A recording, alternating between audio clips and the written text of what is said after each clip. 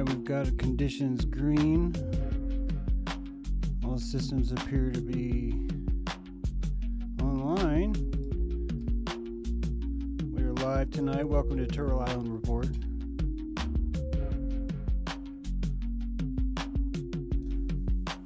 Okay, now, welcome to Turtle Island Report. It's Saturday night. Glad you could join us.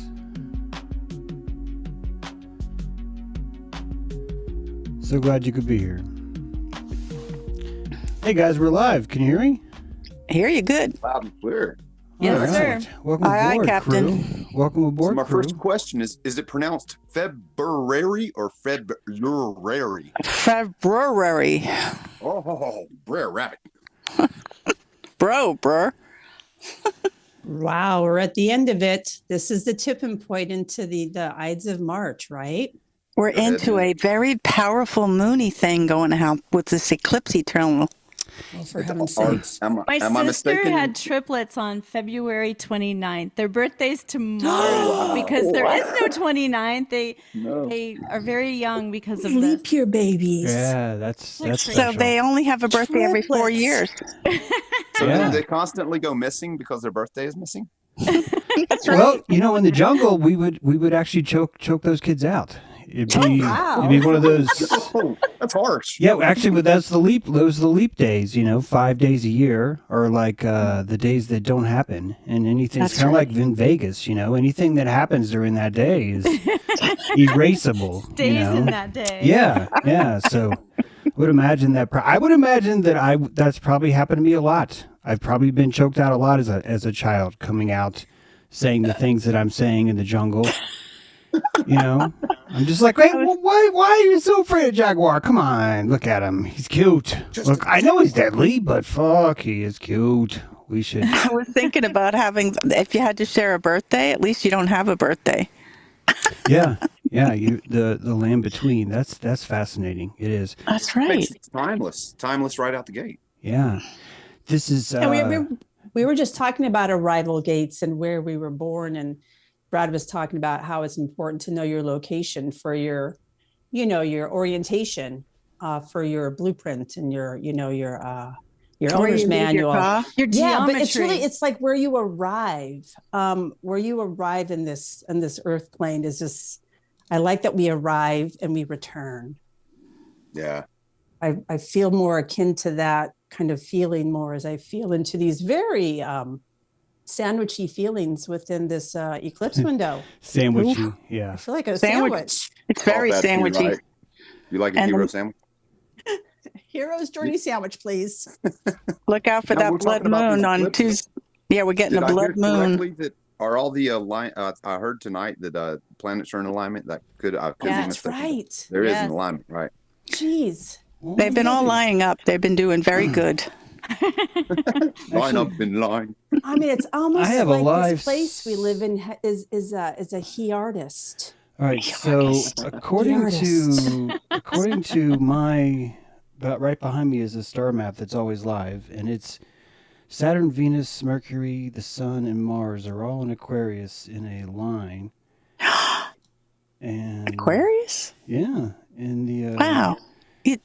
That's because it's a star map, because they divided it up equally in 12 parts at one point, and that's the tropical. And so we're in Pisces in that world, but in the star, we're in Aquarius.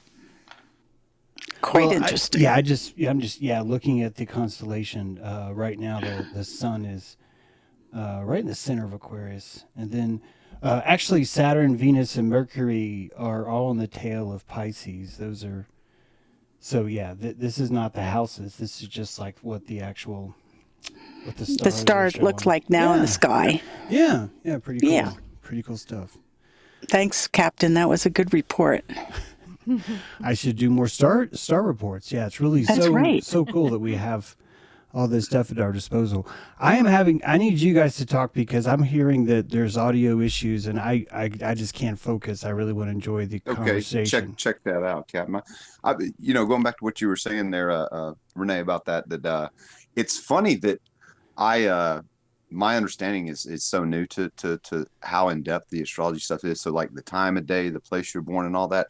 But it's crazy to me how much sense it makes intuitively once that comes into my field and I think about it like that. You know what I mean? Because how would it not affect all of these things, like the soil that you're born on, right? Correct. I mean, Right. the exact soil that you're born on. Or But even the place where you were, created. Whether what happened to the beach or it happened. wow, right? Even where the sperm made the egg, and the bomb went down. So I think that's important, as well as where you arrive, and that's you're kind of a seed. What You're if like, you're I'm a seed now on the land of Gaia. I was thinking about like the test tube thing, like what happens then. Yeah. And then I was also thinking that, well, this is actually known fact that the babies that are born right now in this eclipse tunnel, because the alignments are so special, it was like in the Bible when they went looking for Jesus because of the 3 wise men, right? So that's how it is right now. These children that are coming in are supposed to be really elevated in consciousness. And I you hope mentioned so. We wise. need that. I know. Oh, absolutely. That all the consciousness rising we can get, right? That's right. But But Lauren, you mentioned that the 3 wise men real quick. I'd heard that these are analogous to stars themselves, not actual 3 wise men, but it was referring to a celestial alignment. well, We all heard that. I really kind of think that they were wise men they were astrologers. They were astrologers that knew the coming of whatever this, this Christed light, and it was Yeah. going to they knew that by astrology. Yeah. Gotcha. So they were reading the stars. Yeah. They were astrologers. Yeah, they sure were, and they came from the east. Actually, I wonder if I think that if I click this, I just real quick here, I've turned something off. Nate, you can tell me if that fixes it, and now I'm going to turn it back on again, because this is so important, and maybe I just won't talk tonight, because you guys are awesome anyway. Is it just your audio? I'm just reading from the chat that there's a reverb, and that does happen sometimes, and I don't hear it, but I can't enjoy the show until I know the audio is clean. Sorry. No, we won't. We just hang out here until you get back. Yeah. I mean, I actually did turn my fan off. That could have been the sound. And I went and listened to the YouTube chat, and it sounded pretty good, James, from what I'd heard. Well, I don't think it's you. You sound great. Okay. Everyone sounds great. It's saying it's fixed. It's a particular problem with me where my audio gets reverb twice, and and so all of us are going to... Can I say, man, that's just because your voice really does carry an echo through space and time. It really does. It's reaching people on levels. Okay, so now I've turned off what I think is causing the reverb, but I don't actually know if people can hear you. So I need everyone in the crew to please say the word banana, please. I'm saying banana. Banana. Okay, so Nutsy cuckoo banana. So Nate should hear the word banana, and there's no reverb if that's possible. If not, I will pull out and not talk tonight. Let's see. Nate says it's perfect. Nate. Does that mean Do you hear banana now, because there's a latency, summer? we need to wait for the magic word banana, because he could be saying that though it's perfect about something that happened 5 minutes ago. So latency is a problem, isn't it? yeah, well, Bananas you just have to unite. wait. You just have to wait. That's why Banana I issue splits. code words. You have to issue a code word, guys. It's the only Code way. words. It's the only way. Look, Okay, damn. Let's take the weight of the moment, guys. Damn. Let's take the weight of the Kadam moment. is telling us that if we go in the future and change it again until I change the code word to oranges, that's actually going to sound better. So, Katoom. Katoom's way in the Oranges. future, but still waiting for the banana. Haha, banana. I don't know if it's fixed or not, but I'm not saying this is it. However, I took this very same program that I was just telling you where the planets are, and I backed it up to the time when Jesus is estimated to be born. There's like 3 or 4 different dates, and I tracked what was happening in the stars. I did a show on this. It was like really cool as fuck, because you get to see a secret dance that's happening in the celestial heavens, where the luminaries are constantly racing themselves forward, through the ecliptic, undulating up and down in sort of an unpredictable way. And then sometimes they suddenly stop and wait and even go backwards. Yep. And then proceed forward again. But it looks like a ballet where they're bowing to each other or they're waiting for each other as if they're like, hey, hurry up, come on. And there's something really special because Regulus, the chest of Leo, the chest of the Sphinx, the heart of the Sphinx, of the constellation, Leo constellation, and the heart itself, the planets all hit Regulus on the nose in a very profound way when Christ is born. Like a procession almost. That sounds very on the nose. It was a bowing to the King of Kings coming in. When I say it's a profound way, you have to watch the live stream because I can't. It's like it would be as if I was trying to describe to you a ballet move. That's like, oh, and then the dancer did this. It's very. But if you watch it, it really did look like the way the procession caused each of them to wait. That they all see, a lot of times they come into Regulus. I mean, they come into Leo, but they don't hit the heart. They'll come in through its mouth, so he'll swallow the luminaries, and then it'll just miss. Sometimes it'll miss him. It looks like it'll miss him altogether. It's basically hitting his paw. But then only sometimes do these luminaries actually hit that star Regulus. And when they do, this is the newborn king. Yeah. This is why the Sphinx, the one that's still here, it has that map on its chest. The naming of the pharaoh is this, the original Jesus being born by the Magi see. Oh my God, y'all, something profound's happening. And when you watch the star map, for months, you're watching these stars, and you can see it in real time using the software because you can make it like a day every second. And so you would know months ahead. Yep. Something really profound, I think, is going to happen. I think Jupiter is going to hit Regulus right on the nose. And this would be God giving the newborn king an illumination. Yeah. And this would only work if all the other luminaries, and I forget which ones, it's in the live stream, but only if these, I think it was Mars and Venus. So you've got this just amazing like combination, right? All the inner planets. Yeah. And just really, and it would take months to know. See, some would say that the belt of Orion is the newborn king because every year, the belt of Orion is sort of like an alligator jaw. It rises until it's vertical, and then it closes, and then it rises and it closes. But this happens every year. I don't think that Magi would be very employable if like this is all they could come up with by like looking at the stars. But I do think that if you imagine, I don't know if I can profoundly explain how elaborate it must be to occupy the same piece of land for an entire 12 years or 18 years and be able to look at the sky and adequately map where these luminaries are. Well, like it's a very expensive human telescope, and only the Magi would know that stuff.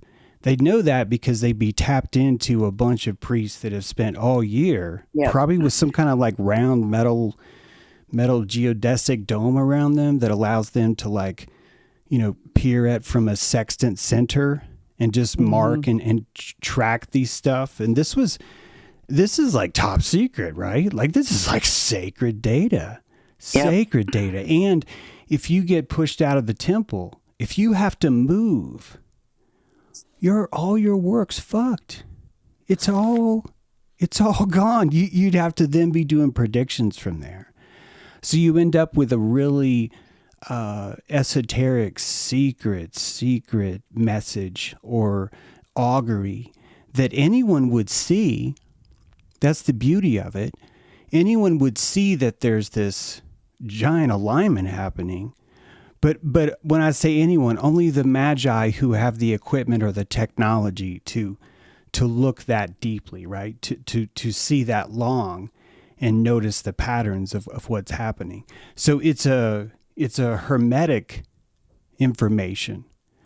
Only the Chinese astrologers would have it. Only the Druids would have it. Only the people that have occupied the same land and have noticed. The Mayans did this. Holy fuck, the Mayans did this. Yep. So much about, they're just like, just wait for it. 12 years. What do you mean 12 years? I'm telling you, in 12 years, she's going to rise again. It's going to be okay. You're full of shit, man. Look, if she's not around 12 years, they'll rip your heart out. So, well, I'm going to rip your heart out anyway. But you get to say it's for this reason because I was wrong. And 12 years, boom, it pops up. And it's like, hey, you know what I'm talking about. I mean, no wonder they wanted to build mounds and get taller. They could see it sooner. Totally, right? Yeah. Yeah, that's why they would build mounds. They want to stay in the same place, but get taller to see more of the alignments of everything. Sure. That's where the... Totally. And what I was thinking about the Mayan and the Mayan, it's interesting about that because when they did the time, like from like I don't know, dinosaurs, and then there's this like certain younger Dryas or whatever. The time was like so long and nothing happened, right, James? Like nothing happened, and now we're at like when the Mayan calendar hit 2012 and it ended, we were at really fast time. Like it was like a year and a day type of thing versus a million years for like, you know, like it's just the way time is so fast now was predicted all the way back there when they did that calendar. Yeah. Well, yeah, that's what I find fascinating. How did they know that? Well, Mr. Hand, spiral. Mr. Hand, if it's my time and it's your time, wouldn't that be my time too? Mr. Hand. Wouldn't that? Does that sound familiar? Yeah, I'm missing the line, but I'm playing off of what Brad said.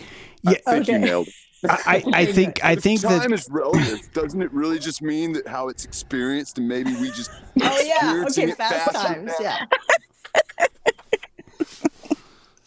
But you know, as we're talking about this, and that was a great point about the mounds, right? Because it does seem like that's with the focal point that you're viewing it from being so important, that the rooting it down and really honoring that focal point. And then the other aspect of, we are talking about when you're without technology, the subtlety you have to be tapped into to actually be able to map this stuff. So when you talk about the esoteric nature of it, it's like, it's of course, yeah. And this is why I think this is what Black Sun means, by the way. I think that the only way you would know that the sun is an analemma, right? That the sun makes this figure 8 in the sky.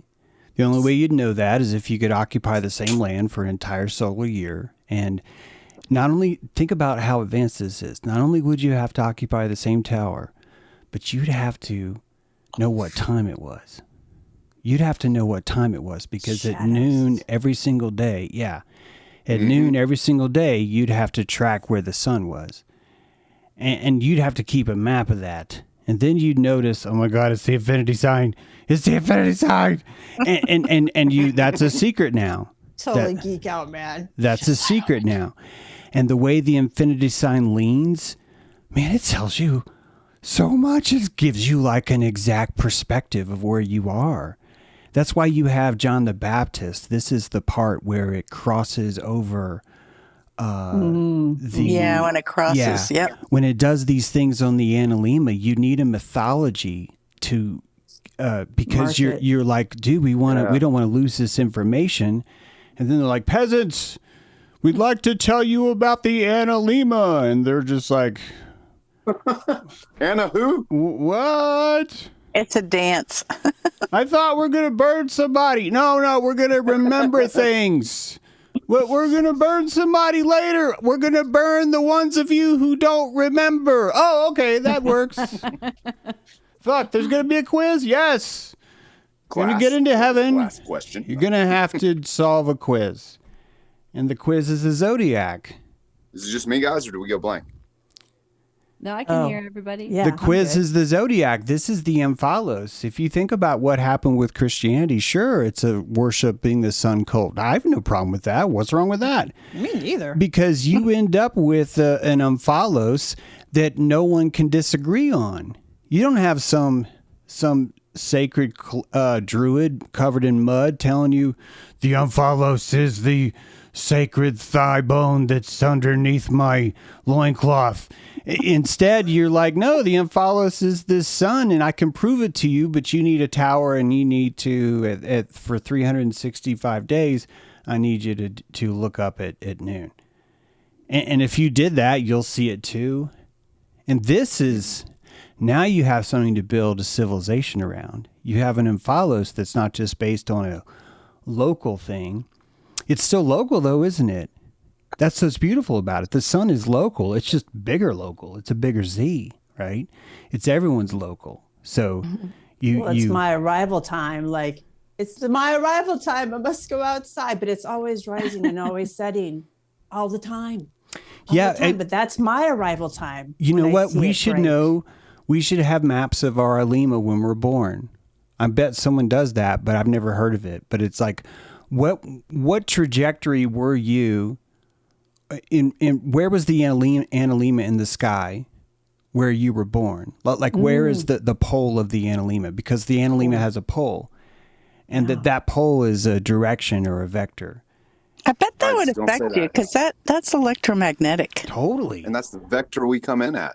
I mean, Yeah. you plop out of your mom and then you're here. And then it's a whole new frequency, a whole new way to breathe. It's such a, you're just, Yeah, whole viscous new, like, I have Pisces. arrived. Yeah, if you think about viscous Pisces and you, I mean, geez, you got the placenta's the smaller one, the baby's the bigger one, and those two things come out, and yeah, it's stars are cool. We're incredible. Stars are neat. They are. Well, you know My what? goodness. Then if you're looking at the star in the sky, you have that in your world right now, then you must be a magi, James.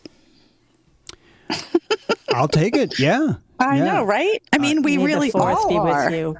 We all have that force. Yeah. Everyone can do stellarium or whatever it is. I Yeah. don't know what the program is. Yeah, I use Solarium. It's free. It's absolutely. Oh, it's so great. It's Yeah. amazing. I first thing I check in the morning. You know, not every morning, but it's just like, what is going on with? Oh yeah, look at that.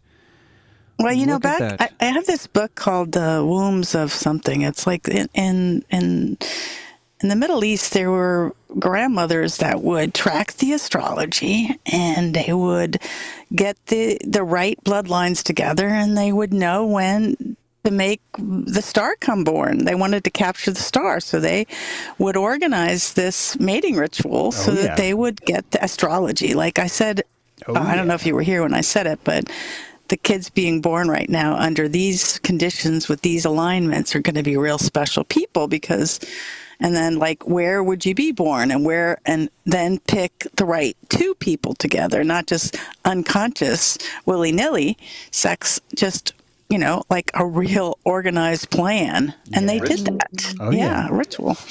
Not that this is the entire encompassing of that, Lori, but there's a book called Moonchild that just profoundly moved me. And it was about two magicians that did just that. Yep. And that wow. they were not necessarily in love. They were cosmically realized what they both felt was necessary. Yeah. And they, so the location, the time, the orientation, the castle they found, all of that was part of it. And I know this sounds so weird to say this, but I think that the singer Sia, I think she's one of those Moon children? moonchilds. Yeah, I really do, because her parents were both music producers. Ah. And so I want you to think about it as an unconscious moonchilding. All of us are unconsciously creating moon children. Some of us are consciously creating moon children. Yeah. I'm not even saying one's better than the other, but it is fascinating to think about it that way, that the trajectory of that ends up being, such a profound effect on what kind of DNA comes out. Well, Well, even and then- down to the kids that, say there's your mother miscarries and then you're born after that. You wouldn't have been born had that Right. birth timing. followed through. So it's like, I wouldn't be here. If Oh, that, right. so it's also part of even just having the opportunity to be in body here. It's a real opportunity and it's a real commitment. I commit to being in body here. Yeah. I'm coming through this tunnel. I really am wondering if I definitely think we would be different. I'm just doing the math out loud, excuse me. And I'm kind of a retard. But when you consider what happens with the DNA, if there was a miscarry and I wasn't a Sagittarius, but then the next go around, the same DNA antenna, right? The sperm of my father and the egg of my mother would combine. That's the same DNA antenna that's now been born again. So it makes me think that is still a singularity, like a person. However, that person would have a different face, a different, like I'm talking about like a mystic face, like the way that you approach the world, because your zodiac, you would have an assemblage point. Maybe the holy shit, y'all. I'm sorry. But if you remember what we're talking about, the stream with how the egg splits, Right. what if that really is, that first realization of declaring the house is that visage, this face that we wear in the world.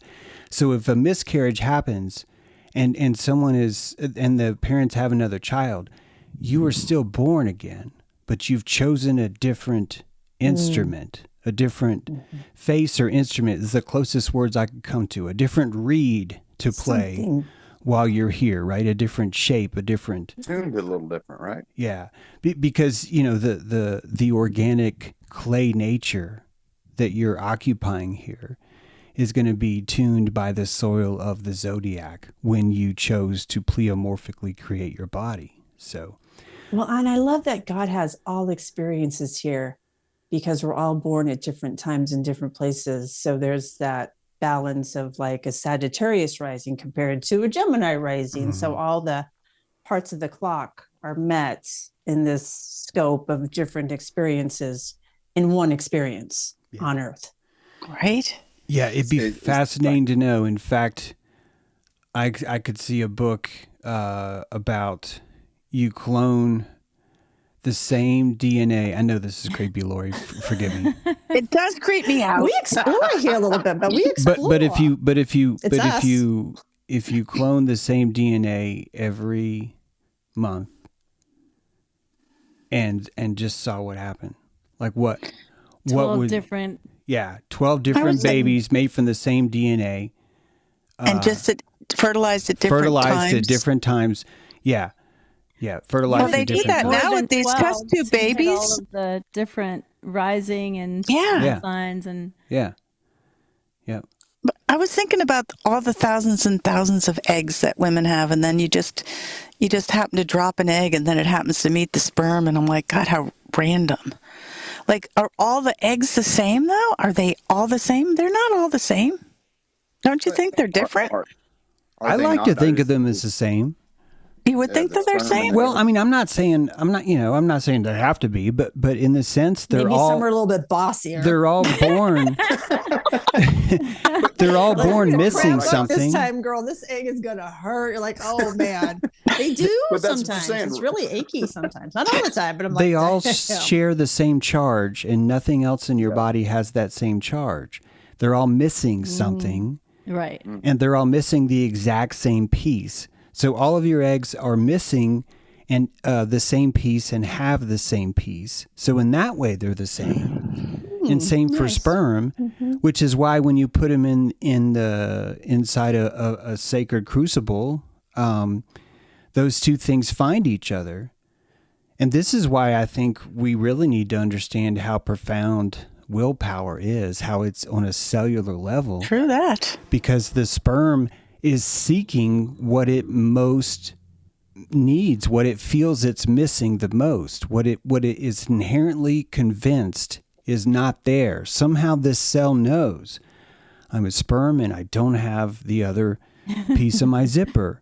Where's the other half of my zipper? And it is, with its eyes closed, has a homing signal that's telling it, go It's its this only way, quest. 3 degrees, up 2 degrees, dip to the right, bogeys, 12 o'clock, you know. What an adventure. And both of those are calling each other from charge, from a you could think about it as a chemical charge because I'm part of that sperm. and there's a enters the cellular egg. memory there. The cellular memory would have to be installed if you think about it. The sperm would have to feel that it's missing half its zipper. The egg would have to feel that it's missing. And that's the cellular intelligence, the cellular memory. So our body ends up making ourselves miss ourselves. Like, right? we make it that way. And keep in mind that with a surrogate, you can have 12 different surrogates have the exact same DNA. Like they have Right. their DNA will never imprint on the child. Right. You know, because you can fertilize the in vitro fertilization. It's much more advanced. It's a lot harder. You end up with a lot of dead babies, honestly. But wouldn't their biofield still imprint on the baby? Well, I'm not trying to say that, like, that's where I don't want to sound like I'm, Okay, like got it it. has to be this way. I mean, however, keep in mind that the placenta is not the mother. The all the placenta dad. is actually the baby. The baby. So That's so genetic. it doesn't actually really imprint. I'm not saying that it definitely does in ways, but I'm talking about genetically it doesn't. Right. That just after making you pull sense. the baby You're- out, you wouldn't necessarily know that baby came from this surrogate. That person. There is, the surrogate however- would be a crucible, right? Yeah. It's the genetic material is what you're saying. The genetic material itself is the same in all the sperm and all the eggs in both Yeah. DNA packs. Right? I think They're just any the same. any moist nightclub with the right conditions, if you put those things together, that they would find each other no matter how vast, how many levels were in that nightclub, they would find each other. And as long as there was some sort of uterine wall that zygote was felt that it could branch to and grow a fungus army colony where it starts to collect nutrients from the sidewalls, then great, let's grow a baby. Let's do it, right? And that Now, baby's I'm curious about this, guys. Just this aspect. This may be out of left field, but do you think there's anything in terms of the masculine, feminine, and like the DNA change? But the fact that it's basically when they come together, it's one egg, but it's like it needs like millions of sperm, right, in order to find just one viable to get there. Do you know what I'm saying? Yeah. The fact that is anything to that. You know what I'm saying? That Well, you want it the makes me wonder. The fittest you don't- one. most competitive, that's right. fittest sperm to make it. Well, Yeah. yeah. 'Cause But that's I'm going saying, to be okay, so you, in terms buddy. of the male and the female, right, and the divine feminine, it's there, it's the egg, but the masculine has to sort of vie. yeah. Right. So Yeah. Right, it's a right. great point. Now keep in mind that you could have 1 or 2 or 3 or 4 eggs fertilized. Oh, okay, yeah. Oh, yeah. You could even, here's something that I always thought, when I first heard this, and excuse me if you guys already knew this, or you knew this way sooner than I did, but I was like, wait, what? Well, because a mother puppy can have a litter of 7 puppies, and 3 of them are from one dog, and the other 4 are from another I did dog. not know that. Yeah. I did not know that till recently. Yeah. 3 dogs that got adopted by a family I know, and 3 dogs had the same mother, Yeah. same litter, but Yeah. all 3 of them had different. And this fathers. explains I had no idea. the placenta thing that some people I think just don't realize. The placenta is not actually the mother; it's actually that zygote. That zygote decides, hey, we want need some of you guys to volunteer. I need you to go out and be a placenta. You get to be Horace. It'll be fun as fuck. You're gonna die. I mean, it's school. We're gonna die too. You're just gonna die first. Right. That's all. So You don't know how fun dying's going to be till you actually do it. yeah, and as long as your uterine wall has room, whatever will match up. That's actually part of why I think that the woman doesn't want to output too many fruits, because fuck, what happens? What if she is like octo babies, you know? Right. That's a lot. And the older you get, the the higher the propensity it is for you to have twins or triplets. Yes. Quadruplets. And that is fascinating. That is fascinating. That's a lot of babies. You would think it would be the opposite. So But yeah, instead, there's some kind of intelligence that says, hey, if you live for 900 years, you're going to have a lot of kids. If there's something about you, if you think about it, if you do the math, because the longer you live, the more twins you have. And this is almost like a built-in, like, retard lowest fence thing, where it's like, look, if by the time Noah's 900, he's clearly knows what he's doing. He clearly knows how to live and survive. So all of his kids, we want him to have more kids because his kids are a little bit more adept at being It's so here. crazy to live that long. I mean, imagine what you could acquire. I know, right? Yeah. Oh my gosh. Yeah. You would know so much. You would run circles around the regular folk. Yeah. Right. Yeah. That's the same as what we're talking about, tracking the stars at the start, right? The longer you can like hold a space, Yep. the more you can probably, learn and intuit about it and Oh, that's so not true. to master it, maybe. I was thinking about getting the messages down the 7 generations. You always talk about the 7 generations going up and going down, like grand to grand or mother to grandmother, right? And I was thinking about all of the eggs are formed, like all of the embryos' eggs are formed in the mother's womb. Oh, that's so bizarre. So then when you think about that, you think about where the mother was born in that. Those eggs. Yeah. Yes. It's like a mirror Those eggs inside are a already mirror. there. Yeah. Isn't it? It's like that That's so mirror looking crazy. in a mirror in a mirror in a mirror, Yes. because they're all there instantly I never at thought the about that. dawn of And- time. Every egg. And that's all ever of the made is sperm there. too, like the potential of Yeah. sperm, Isn't right? that It's all amazing? in the gonad, right? Yeah, it's this stuff's amazing.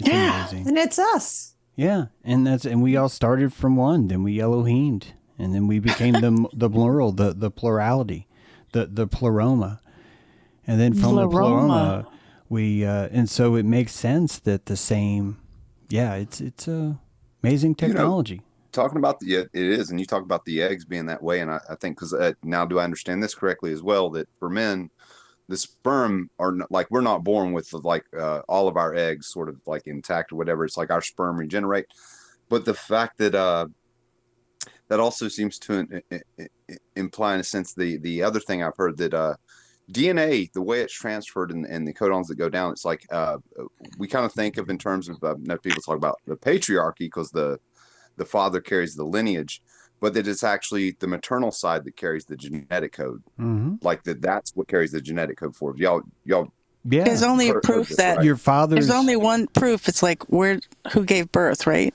How do It's you know? actually- Like before, there was no way of knowing who the father was. Yeah, your Right, yeah, father that's related. your father is traceable through like 3 generations, and then he disappears. Yeah. It's true. He disappears, and it's why it's considered basically a more matrilineal in that way. It's interesting the way it works. This is why the sins of our father is such a fascinating parable, because it's cellularly true, and this is only the way it is because of the elementary ways that we fertilize ourselves now. In other words, that matriarchy is built in from a very naturalistic standpoint. This is your default setting. This is right out of the factory. This is how you work. You don't have to do much. Creation. You just need a nightclub. And those things are going to find each other. And there's, think about it. If we had plugs, if you had like 2-prong plug and you had to have sex and like figure out which holes and which side's positive and stuff, and you had to make one hole bigger, but then you're like trying to cram the hole in, or like a USB, right? Imagine if it was like a USB and you're trying to shove that in. It's like You can basically fertilize like in a scissor, where like one person's one way and one person's the other way. It's very foolproof is what I'm trying to say. And that shows you that's I think this is the same way I look at Kundalini though. A huge part of Kundalini is sex. Sex is a huge part of magic, but Kundalini is magic itself. Sex is just one division of that's just level 1, right? Level 2 is epiphysis. Level 3 is peculiarity. I don't know. I'm just the Sephiroth. I was thinking about this Kundalini thing about we were talking about creativity and flow state and choosing flow state all the time. There's an activation of an eternal now of Kundalini. Yeah, and it that's wears what you I've out. noticed. And that's like piloerection for me, man. Yeah. Your spine is that, and it makes me more tired. I can do it for like 3 days, and then I'm just exhausted. I am hit hard. 3 days, and then you need to rest, right? Yeah, and then I'm right back into it. I haven't learned how to fully sustain it yet, but it is a very real thing. And I know it's real. I actually think it's a good sign that I'm tired. It's the closest I can get to just describing it to someone is if you've ever been to a festival, maybe you've done a few too many things that you shouldn't do, and you're so alive, you're so there, but your body is just spent. Your antenna is just completely just zapped, right? It's that kind of feeling. Yeah. And I think that's a success. I think that is me. I'm burning that. I'm pulling in the most amperage I can through my Kundalini. And I'm trying to sustain it longer. And it's, it's a beautiful dance. This is why I don't like harpoons. This is why I'm trying to find the exact flow, because I really chase that as much as I possibly can. I have a question for you, James. Can you, when you're doing that, can you do that in the presence of other people? It's a lot harder. Yeah, same for me. But it's only harder because of the dynamics of regulation. So it really depends on who you're with. Who it is, yeah. If you are, there are people in my life that I regulate up to their level. They are vibrating higher, and I know that I pull them down. So it's like that. I've been meaning to talk to you about that. Like pulling you down, yeah.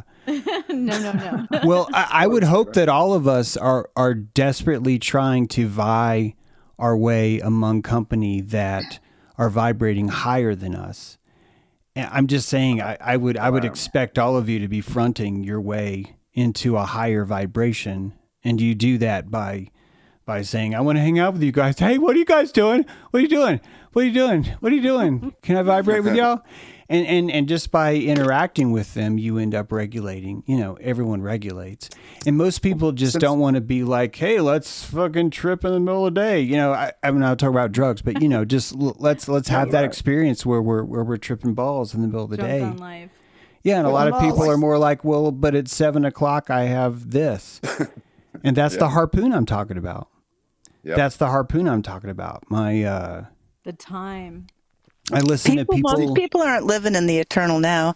And when you're living in the eternal now, it's just this ever flow state. And the day lasts a really long time. It does last longer, I think, Lori. Much longer.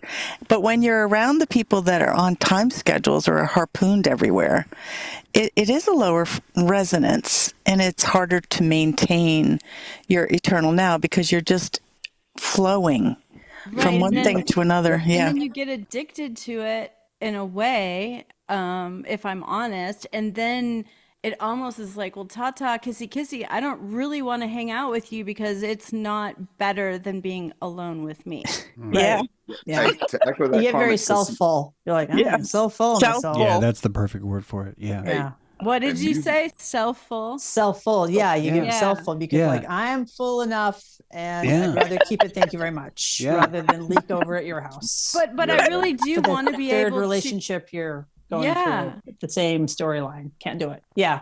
that type But I of do thing. want to be able to carry it out, if that makes sense. I would love to be able to continue, anywhere I go and not be disrupted by the. Well, Carmen, wouldn't you say our ability to do that, the more we do it ourselves, the more Yes. ability we have to hold it, even when we're sort of out, out with others. And can I add, just in my experience with music, for example, I learned that I could reach that flow state by myself, with music. But a very, very rewarding and cool thing that I found sort of secondary was that I could get in a room with other musicians and we could jam. And if we Yeah. all were in tune with that and we're all hitting that flow state, like there is something like bigger that comes in the room. Exactly. And part of that is because when I've been in those spaces with other people and we're all sort of vibing that flow state, and just sort of from the whatever instrument I'm playing, right? It doesn't become like when I'm in my singular flow state, right? I'm the only instrument, right? But when I'm in a group and we're all flowing, my instrument no longer is like the focus, and so it's kind of like I flow, I flow a little. It's the same, but it's Like differently. You know what I'm jazz. saying? It is because you do vibe off the other flow that's happening, and it really, that's something I really love about Yeah. playing in ensembles. Yeah, me too. Yeah. I miss that. I wish, because that's why, you can't do that yourself. There's something really. No, but it really is amazing. And I will credit all of you with the ability to be expansive and have that come across, because I'm not kidding. I really don't get attracted to things like this very often, especially group Yeah. things.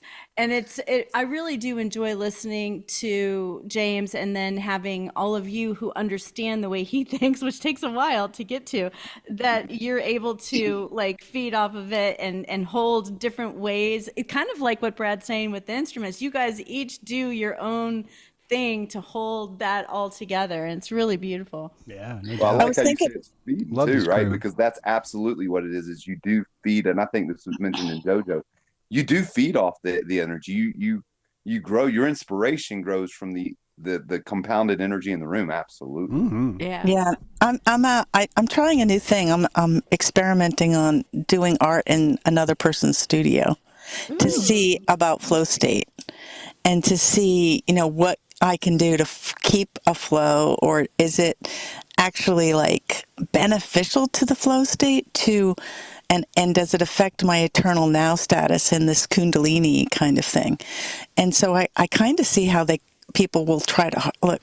There's a couple of people here, and how they'll try to harpoon me a little bit, But That's the when thing. James That's was supposed. talking about like going out to the hardware store, I said, "Well, that's how you do it. You'd start to play characters in the."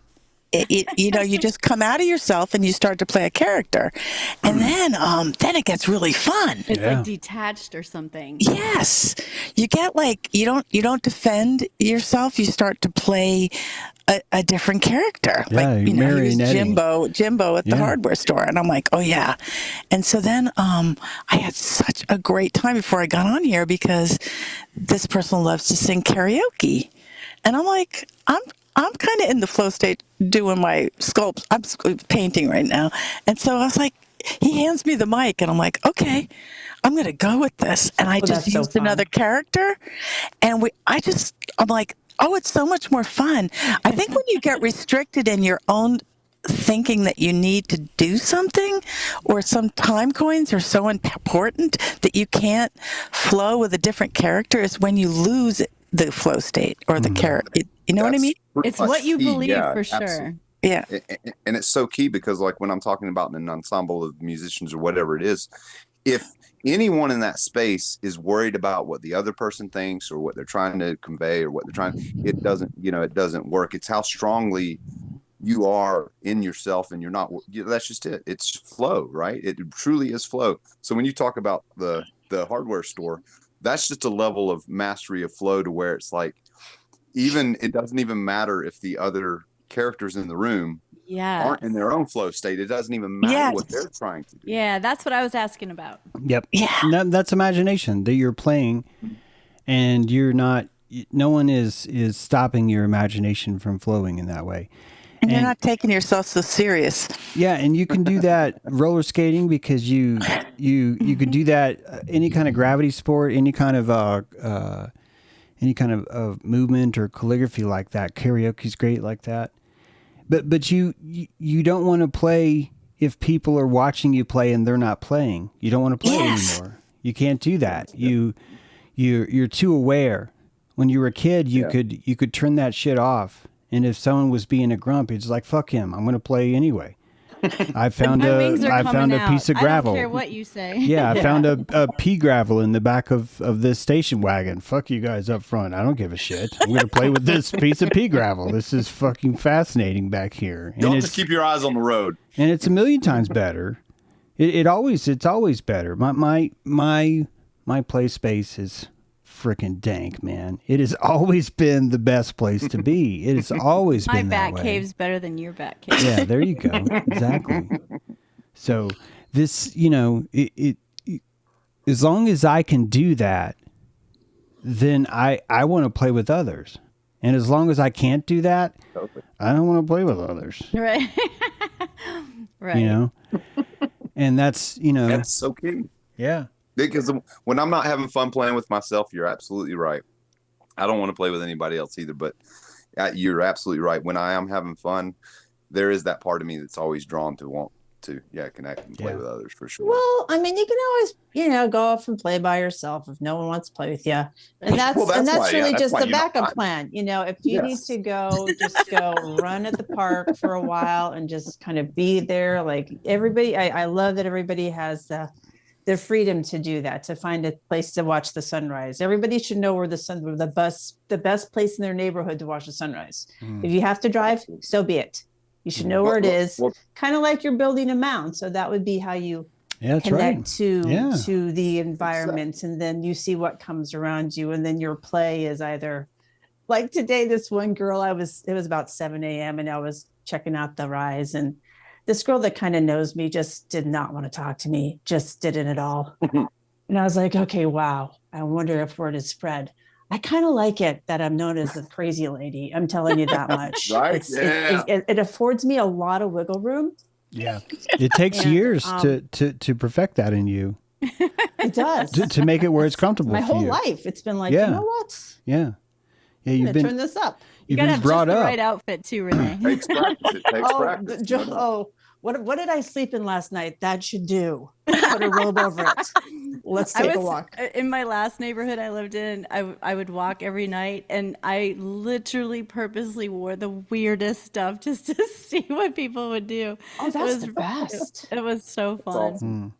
Just a nightly parade. That's actually a really good idea. A one-woman parade. Yeah, and Gaia loves that. I mean, just to have Gaia feel like your feelings and everybody's feelings, seeing you like that creates a vibration. That creates an interaction with the soil and the people within the area.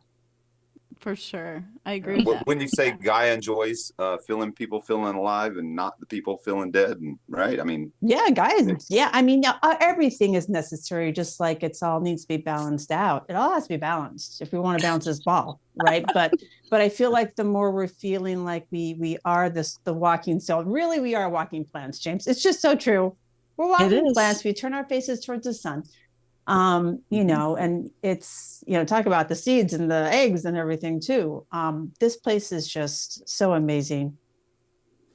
It just blows my mind, but I've kind of lost track. Someone take over. Well, I like how our house or our zone or our play zone really is just an extension of our body, and that we live inside this shell, and this shell has like paintbrushes and stuff and like instruments and like, it's like cars, all these things, and these are important to me, and these are the things that I know when, if I'm just like, if things are tough, what would make me feel better? What's that? Okay, well, it'll be a classical guitar, let's see, a 3D printer, piano, a star map, solarium, a bookshelf. I need all these books. I need a life-size replica of an Osiris coffin made out of foam.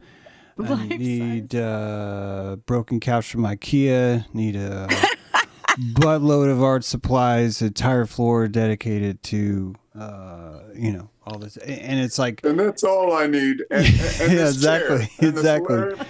Yeah. I love that though, but and that's I've your thought turtle through- shell. I've That's, thought through what I is. want too. Have you guys all like done what James is talking about? I know what it is square footage wise. If it helps any, I think about it in terms of here's the zones that I need and that I Yeah. want, and here's the activities that I want to participate in, and I turn those into zones. And, Yeah. and that's I'm all That about makes that. sense. I have Yeah. my whole house is that. Yeah. And so I like struggle wait, all the it- time with zones. I struggle with that a lot because in my Yeah, mind, you were talking about size. I want to do certain things, and I really want a concrete floor that you could sort of ride a bicycle around in. Not to say that that's what I want to do. I mean, I do Roller want to do skates. that, but it's like that's Right. sort of just the way I can describe the kind of space that would allow you to do all the things that I've done in the past that I really love doing. The larger format stuff, more importantly, even just the long-term stuff. I want to be able to work on something for years, not have to like tear it apart because, I've got 3 square feet here that that I can play with and something's got to go. I don't mind things going, but I have to finish things fast Same. because I know they're going to get buried or thrown away because there's just not enough space. So, and this is what I was talking about earlier about the artist is really blessed by his limitations, because if I had unlimited resources, I would probably just chase, maybe to the detriment of having every tool possible, understanding how every one of them worked, and never actually making stuff, more just trying to maintain all the stuff that's supposed to make stuff. So there's a balance there. It's a really big balance there. There's only a few times when you were lucky enough to realize this house is too big for me, or this jacket is too big for me. That's just as important as it's too small for you. That this space is too small for me, or this space doesn't allow me to make noise 24 hours a day. That was a big one I noticed in Asheville. As I was like, look, I don't know who the fuck you guys are, but like, I'm an adult. I need to make noise 24 hours a day. I don't need you looking at me sideways because I'm sawing at 3 a.m. It's like, what the fuck's wrong with you? Why are you not sawing at 3 a.m, you lazy fuck?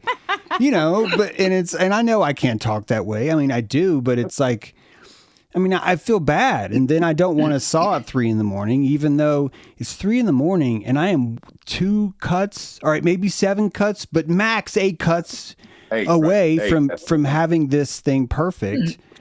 And fuck, what do you mean I need to stop and wait until some random invisible guy is doing something during rational time? Oh, it's rational time. Now I can saw things because it's, it's like, I get it. I don't want, it's, Totally, yeah. but this is part of what I need. This is part of what, seriously, I don't feel myself. I feel like this when I don't have space, when I don't have the ability to have those things around me. Very high maintenance creative fuck I am. I'm very high maintenance. I don't do well. When I was traveling with the Dragons, that was tricky for me because even having a chop saw was like something really hit or miss, and not even having certain tools, it was just way too much pressure to be expected to perform something and maybe not even have the tools that I need. So it's like, I don't want to be caught with my pants down, because I don't like that kind of art.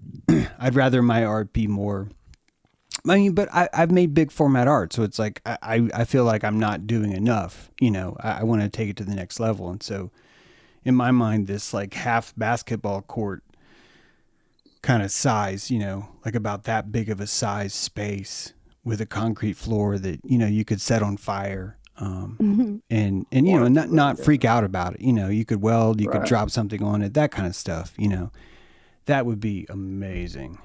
Well, it's interesting you mentioned that, because the space between limitation and not, and I'll say I've had periods in my life where there was not really anything in my way of sort of having the physical space and the tools I needed to create.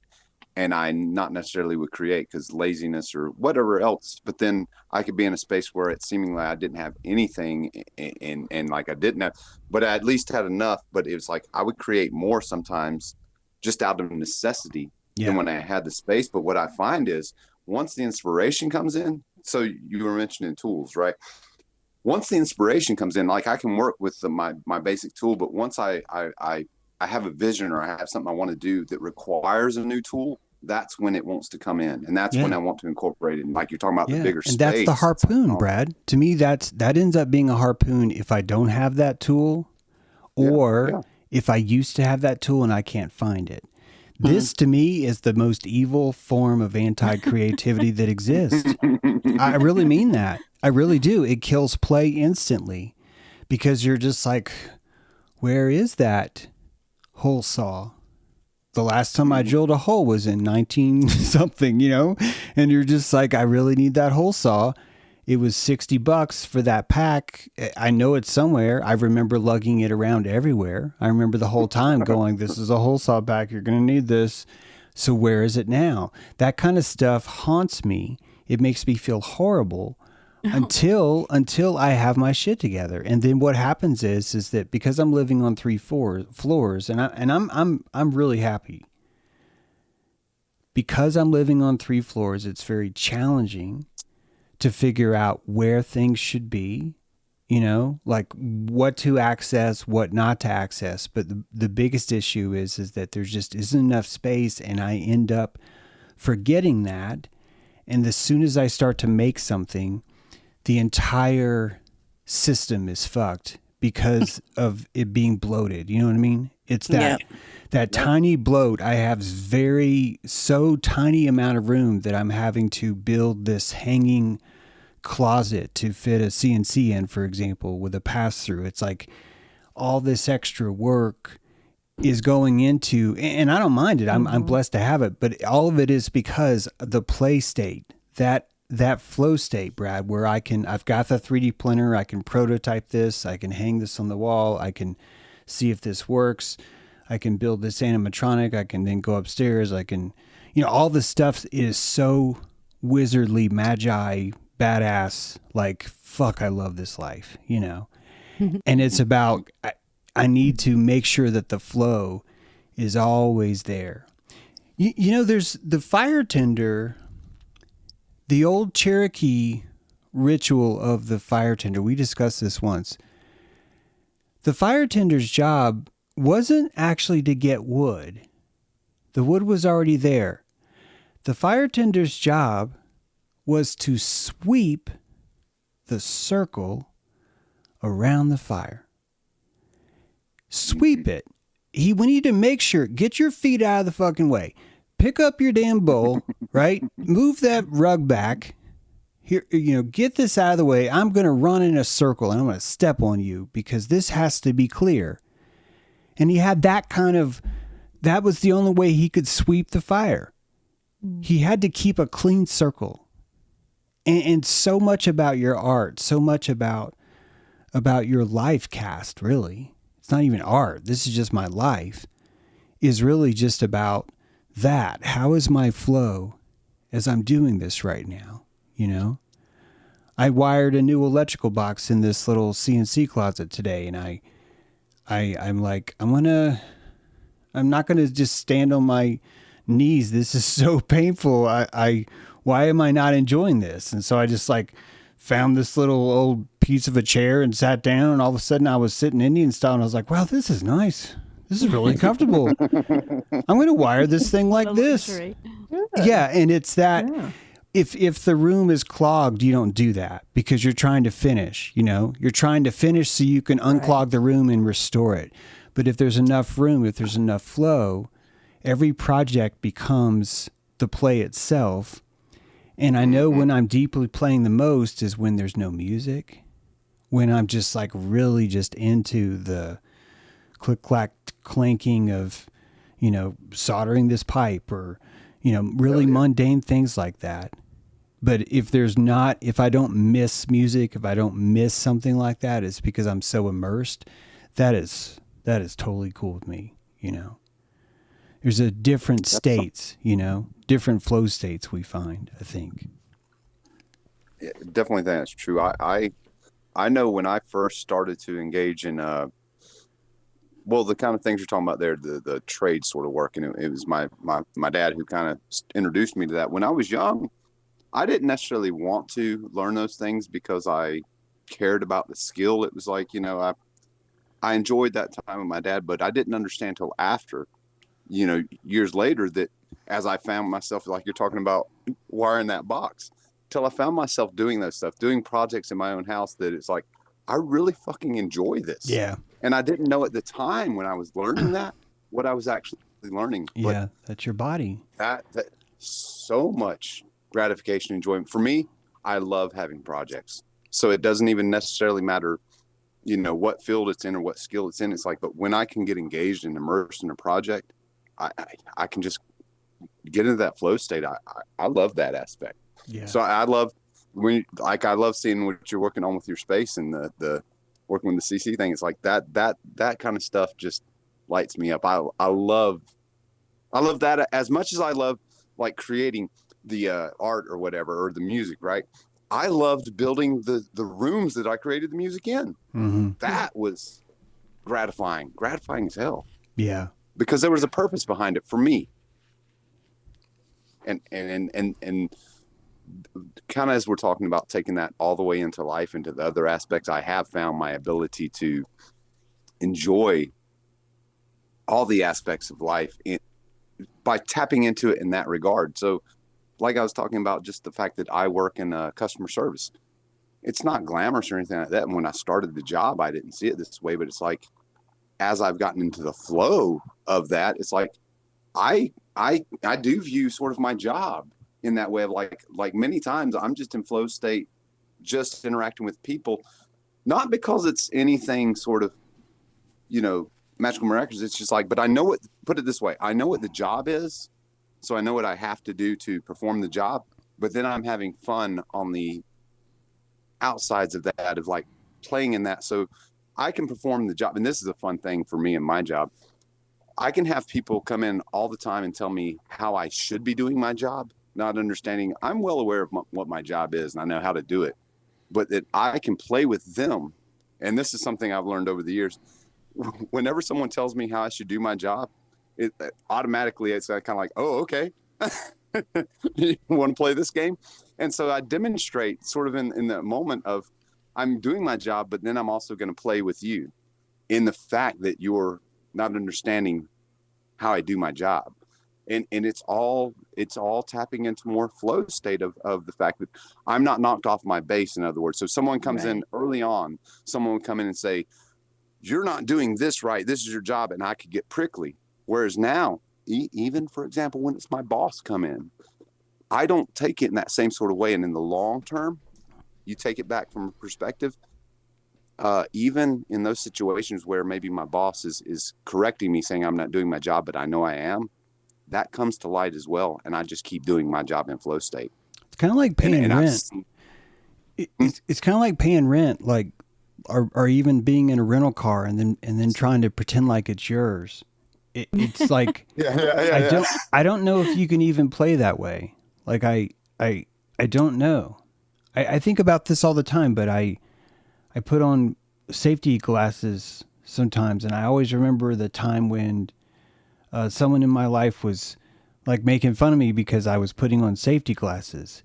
And that's a trivial moment, but it's like, that was play. We were playing construction and I put on safety glasses, and that was not something you're supposed to play with. But safety glasses are cool as fuck. Like, what the fuck's wrong with putting on safety glasses? But it made me less of a man because I was not staring into the sawdust spitting up from the circular saw. I swear to fuck. And I don't want to play with that because I just don't see how anybody would win. Like, even if a shard of wood did not make it into my eye, I don't think that means I won. Like, what a stupid game, And so I when I think about owning a house versus renting a place, I'm not saying that everyone has to do this, but it's like, part of my house is my body, and it's like my art. So it's like, I'm going to cut holes in it. I'm going to do things. Some of them are horrible decisions, horrible Freedom decisions. to do it. However, some of them are like really, really, really good, necessary, good decisions. And it's like, I don't think that I would be as conscious. My Kundalini would not be able to rise as much if I didn't have this much space to have this kind of ownership over, where I can really, really do things like that and explore that kind of a thing. It's kind of like, if I go to my parents' house, it's like I have to be really careful, you know, if I'm doing something to help, and even if it's helping them, there's very, very tame ways of doing things, and predictable, tame ways. Like I was like, well, Dad, we could just build a bridge. It's really not that hard. It's you've got a little creek bed and the bridge broke. And he's like, no, I'll order one on Amazon. And I was like, Dad, I don't think you can order a bridge on Amazon. And of course I was wrong. You can order a bridge on Amazon, but it's like a really small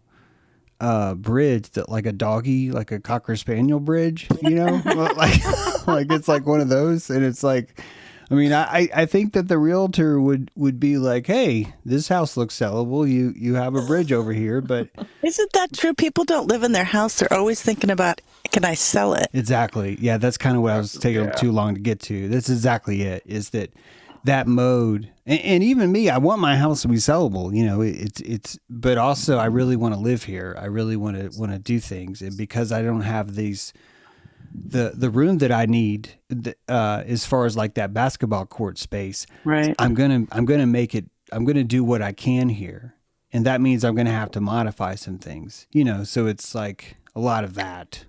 Every time I move anywhere, I always paint as many colors as I can all over it. Yeah, yeah. See, I think that's important. Yeah, and like claiming it, like putting art everywhere, and just embodying it with your soul. Because most people live in white walls and go to Hobby Lobby and they decorate that way. Yeah, yeah, Well, like you say, I got used to, especially sort of working in the trades, and when I was doing punch out work for people, the thing that got me the most is when I was working on someone's house who was working on what you're talking about, Lori, like they wanted to live in that space. That was a totally different energy as far as to what I was performing, as opposed to when I would have clients that were interested in flipping it, you know, or interested in something. yeah. It was a totally different energy. Yeah, and I get it. Like, you know, I'm not even trying to disparage that. I'm just saying that It paid a lot of my bills. I'm not. I'm just saying that when it comes to, I really do feel like that you occupy the land. It is you, if you're lucky. If you're lucky, you know, you touch this space. You know, when I say land, I literally mean gypsum board, drywall, and, you know, lumber, and you know, Well, just your space, your own space, which is what I'm saying is the difference. Yeah.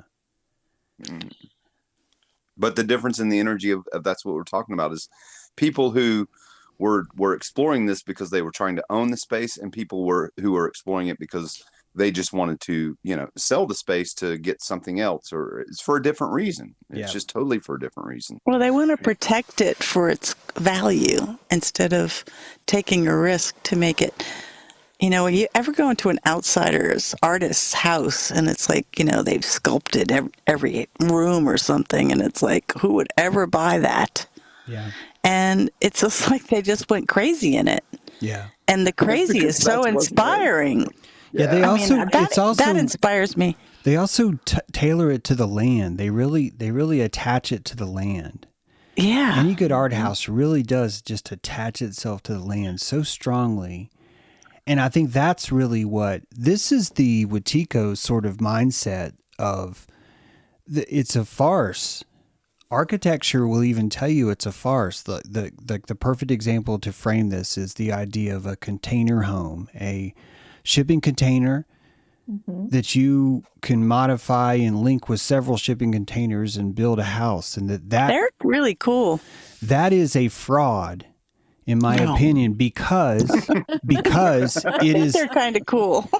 Well, let me just finish my point, because I'm Okay. not trying to say that we shouldn't like them. I just want you to hear the idea. The fraud is that a modular home is an oxymoron.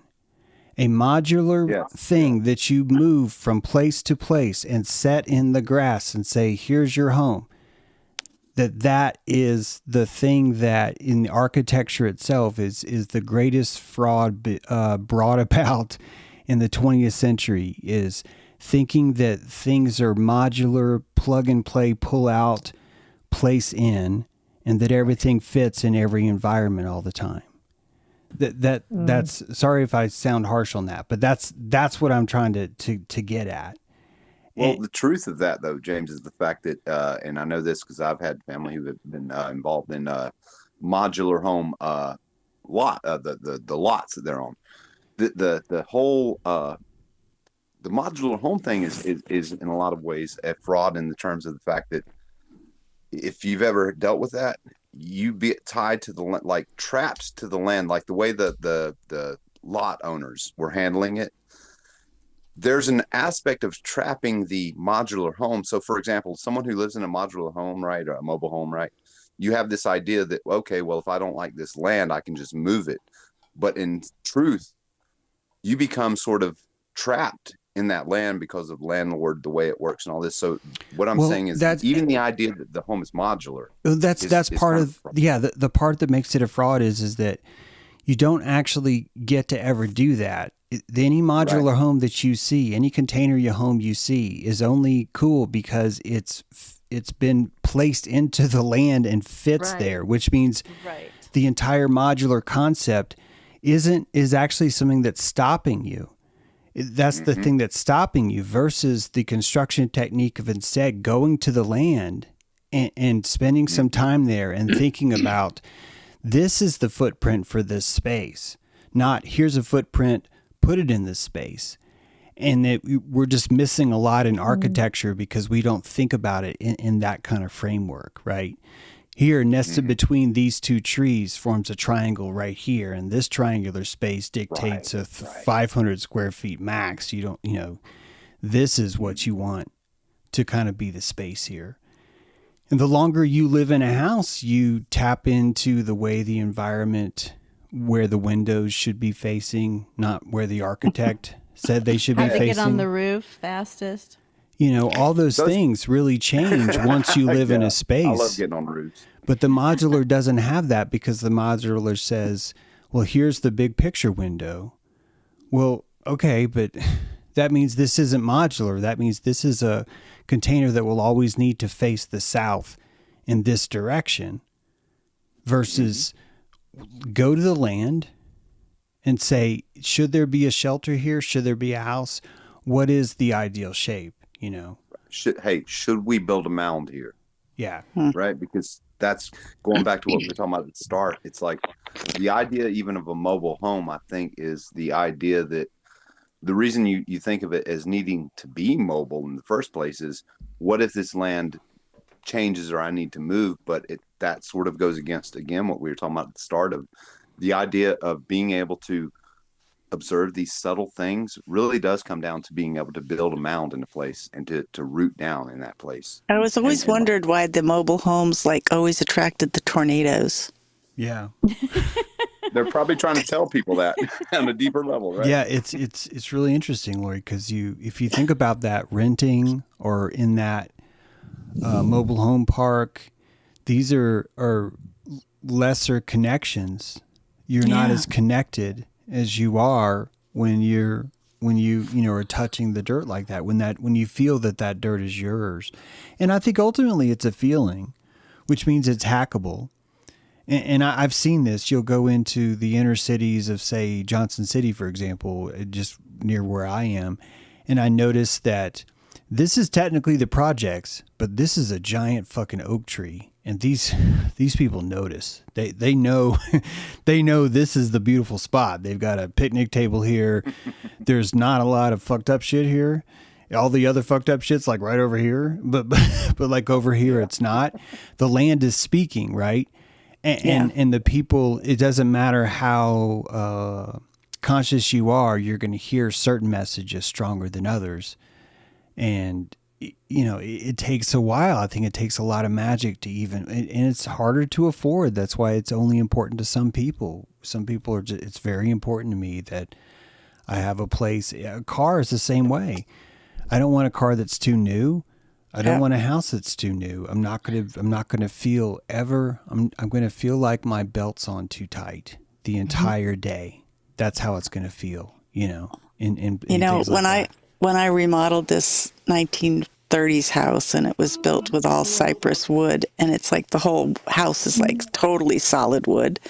And I uncovered these like total wood walls. So I have like wood rooms. Nice. And it's like going back and like sitting in there with the trees. It's like, it's magical. But the staircase is like funky. One of the stairs is different than the other stairs. And it's like, you know, and then they added different places and different dormered rooms. And it's kind of strange. And I think it's magical. I have a little room under the stairs, like a Harry Potter room, that's totally blackout, and I have black light stuff in there, and I could take my black light in there and like hang out under the stairs. It's like, but these new houses don't have like that kind of like weirdness. Yeah. And I almost like require like weird. Yeah. Well, there's such a different philosophy there, right? A lot of houses are planned on the terms of like what will be sellable. So let me create a lot of spaces that people will think they want that's sellable, versus what you're talking about, Lori. There's a space here, and there's a domicile, and what gets built into it is what arises naturally, organically, as like what's necessary here, right? So I go into so many of the new houses, and when I saw the new construction, it's like it created this vision of like, oh, this is what you want in a house, is all this sort of stuff. But then you would see people go in there, and I experienced this too. People would live in these houses and realize on the back end, I don't need this space or this particular thing because I don't use it. And there's a difference in selling you an image of, oh, look at all these fancy rooms or all this kind of setup, this space that's constructed in this way because that will fulfill you, versus here's a safe space, now you fill it. Does that make sense? Yep. Yeah, I think it's you could think about it's consciousness related, because it's like my dad would do much better in here's a factory home, you know, everything is wired correctly, everything's like done, you know, to code. There's no weird marks, there's nothing weird like that. He would thrive in a place like that because he doesn't need to saturate the area that as thickly as I do, you know. He's more like, wait a minute, I don't need to go past channel 12. What are you getting crazy over there? You know, it's just a different sort of, you know, kind of fitting in. I'm more like, well, I found this fire truck in my bedroom when we moved into this new house, so I knew it was going to be okay. But like that dictated most of the house. The fact that I found that little fire truck. Yeah. Mm-hmm. And it was in the back of the closet. It was right there, fucking plain as day. It's just like, holy shit. Jesus. Of course it's here. Yeah, of course it's here. Right? Why would it not be here? Of course. This is home. I'm fine. It's like, you know, my mom was probably like, but you were just bitching about it. It's like, I'm fine, okay? Everything's fine. Jeez. Well, yeah, it's funny when we always upset, you know. When I would look for a house, it was a lot about light. Like, this place is too dark. Like, I needed to have good light to like just, it was a no-go if I couldn't see. And I also like privacy. You know what I mean? So I can be at least a little bit naked in my yard sometimes. Yeah. You know, a little bit crazy. Neighbors might not know I'm peeing. You know what I mean? So I can't just have an open, like, hello, everyone. I'm right there with you. That's why a campground is the perfect setting for me. I don't need the structure. I just need the campground. Yeah. If you that could start with that, and everything would be easy peasy after that, you know. But just having that setting where you could scream as loud as you wanted to. You could plug in an amplifier and just play something horrible on an electric guitar, and no one's going to show up and be all just like, "Hey, why are you not being HOAs. To the normal?" homeowners association. Yes, HOAs are coming to visit you. Yeah, it was a priority for my family to live where we could fight and no one could hear us. There you go. That is true. But hey, we still have a couple more minutes, actually. I don't need to be jumping the ball here. Hey, good keeping your eye on the airwaves there. Well, we have some planetary alignment coming up tonight, along with the end of February, wrapping it up. Oh And we my have the gosh. March eclipse, the full moon, blood moon on the We'll be 3rd. back next Saturday with an update. That is for sure. For sure. Everybody ready to march right into March? Marching into March. Definitely. Oh gosh, thanks everybody for joining us in the Zoom chat room, and everybody here at Carmen. It's been wonderful having you. Yeah. Oh, Yeah. thank you Love guys having so you, much. Carmen. Come Such an on honor. back. Yeah, thanks Oh for my the gosh. technical help, Nate. Appreciate that. And Yeah, thanks, Nate. yeah, always good to be on top of stuff. So, guys, have a good night. You guys have a good night. Good night, everyone. We'll see you in March. Take care. Bye-bye. February.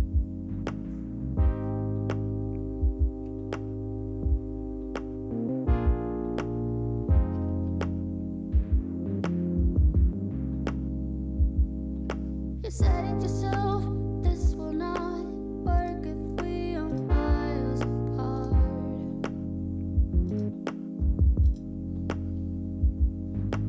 Wake up alone, your fans are closed. Reach for something that you're not. Oh, you need to calm down, honey. You need to calm down, honey. You need to calm down, honey. You need to calm down, down, down,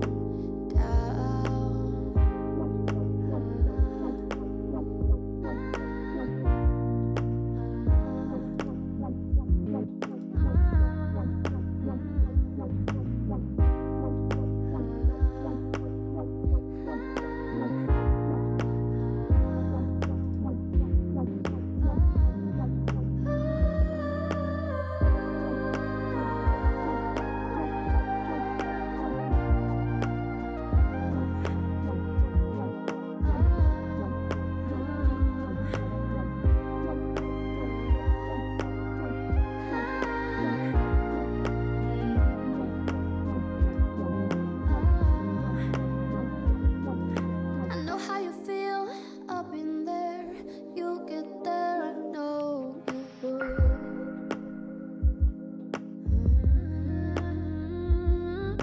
I know that you don't like your hair, but I think it's beautiful.